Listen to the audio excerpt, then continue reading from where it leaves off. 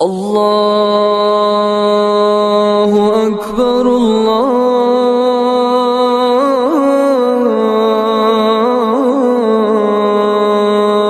اکبر۔ السلام علیکم ورحمۃ اللہ وبرکاتہ۔ برادران اسلام، میرے نمازی بھائیوں، انسان کو اپنے وطن سے بہت جذباتی تعلق ہوتا ہے۔ وطن کے بارے میں کیا پوچھنا، وہ تو آدمی کی پرورش گاہ، اس کے بچپن کا گہوارہ اور نوخیزی کی آبیاری کا مقام ہوتا ہے۔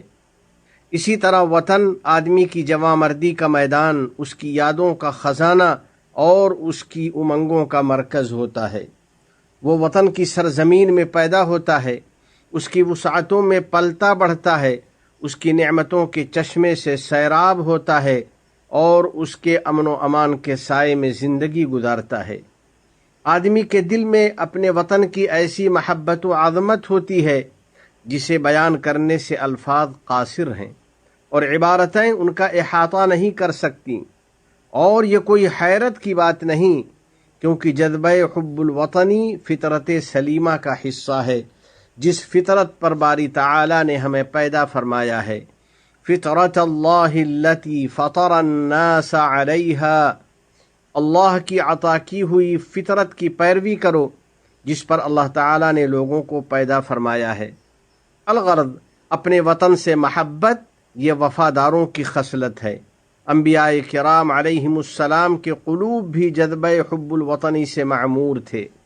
چنانچہ حضرت ابراہیم علیہ السلام نے مکہ مکرمہ کے لیے یہ دعا کی تھی، رب اجعل هذا البلد آمنا، اے میرے رب اس شہر کو امن و امان والا بنا دے۔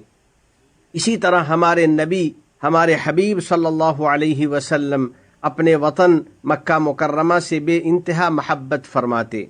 چنانچہ ایک بار آپ صلی اللہ علیہ وسلم نے مکہ مکرمہ کو مخاطب کرتے ہوئے یوں فرمایا تھا، ما اطیبک من بلد واحبک الی، تو بہت ہی پاکیزہ شہر ہے اور تو مجھ کو بے انتہا محبوب ہے۔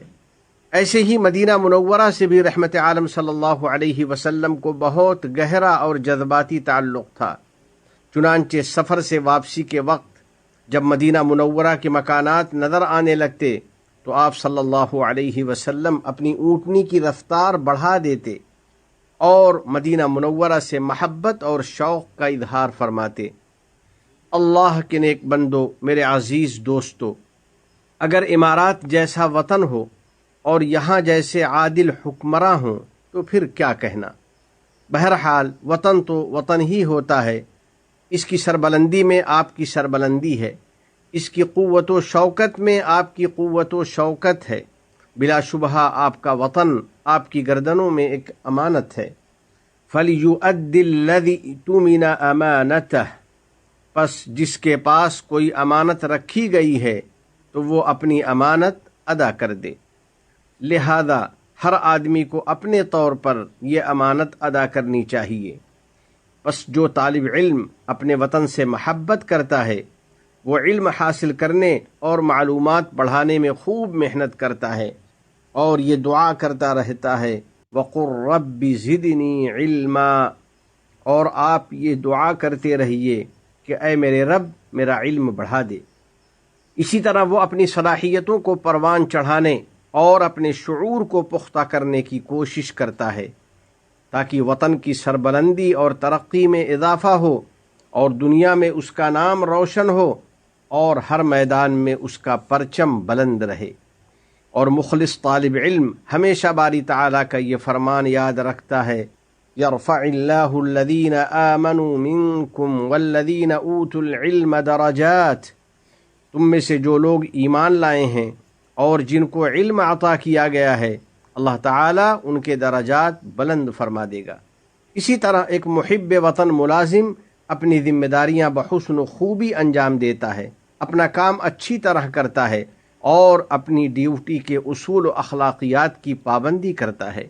نبی کریم صلی اللہ علیہ وسلم کا ارشاد ہے، ان اللہ سبحانہ وتعالی یحب اذا عمل عبده عملا ان یتقنہ، بے شک اللہ سبحانہ و تعالیٰ کو یہ بات پسند ہے کہ اس کا بندہ جب کوئی کام کرے تو اسے خوب عمدہ طریقے سے کرے، اور جو آدمی اپنا کام اچھی طرح نہیں کرتا، اپنے وطن کو نقصان پہنچاتا ہے یا کسی کے ساتھ برائی کرتا ہے، تو اللہ تبارک و تعالی اس کے غلط کام پر اسے سزا دیتا ہے۔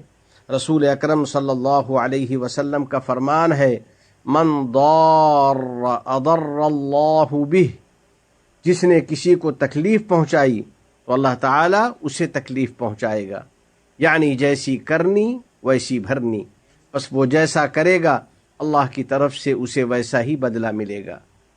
یا اللہ ہمیں اپنے اپنے وطن سے وفاداری کی توفیق عطا فرما، ہمارے وطن کی کامیابی اور اس کے امن و امان کو قائم و دائم رکھ، اور ہمارے حکمرانوں کو عدل و انصاف کی توفیق عطا فرما۔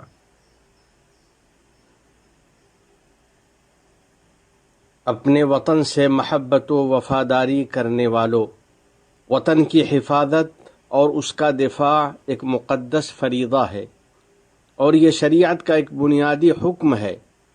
امارات کے باشندوں کی حب الوطنی معروف و مشہور ہے۔ ہر دور میں فرزندان وطن نے وفاداری کی سچی مثال پیش کی ہے۔ صدقوا ما عاہدوا اللہ علیہ، انہوں نے اللہ سے جو عہد کیا تھا اسے سچ کر دکھایا۔ انہوں نے اخلاص کے ساتھ اپنے ملک کی خدمت کی، اس کی رفعت و سربلندی کے لیے انتھک کوشش کی، ملک کی ترقی اور خوشحالی کے لیے قربانی پیش کی، اور فرزندان وطن کے لیے راحت و سہولت کے لیے دن و رات محنت کی۔ شیخ طحنون بن محمد آل نہیان رحمۃ اللہ علیہ بھی انہی پاکیزہ صفات کے حامل تھے۔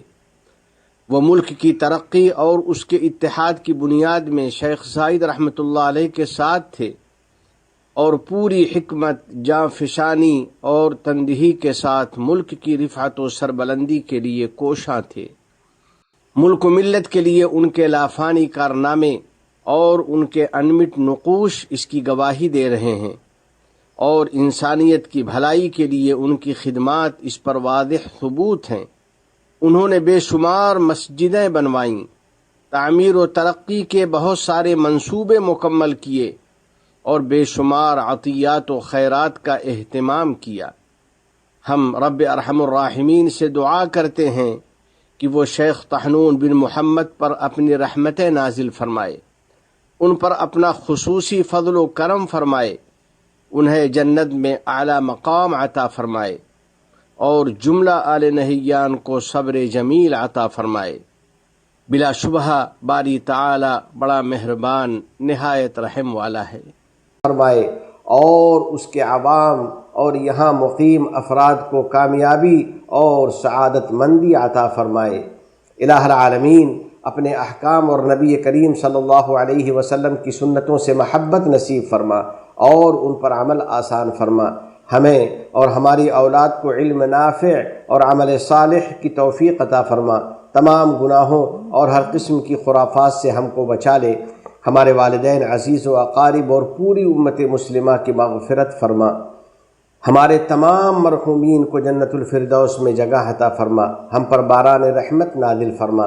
اس ملک کے صدر ذی وقار شیخ محمد بن زائد، ان کے نائبین اور ان کے ولی عہد کو توفیق و عنایت عطا فرما۔ یا اللہ شیخ زائد، شیخ مکتوم، شیخ خلیفہ بن زائد اور دیگر مرحومین شیوخ پر رحمت نازل فرما۔ اس ملک کو دین و شریعت، علم و ثقافت، عزت و احترام، تعمیر و ترقی، صفائی و پاکیزگی اور حسن و جمال کا وطن بنا۔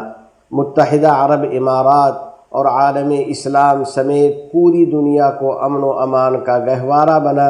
وفقنی اللہ و ایاکم لصالح الاعمال، وصلی اللہ علی سیدنا و نبینا و حبیبنا محمد وعلى آلہ وصحبہ اجمعین وعلى من تبعهم بإحسان إلى يوم الدين۔ السلام علیکم ورحمۃ اللہ وبرکاتہ۔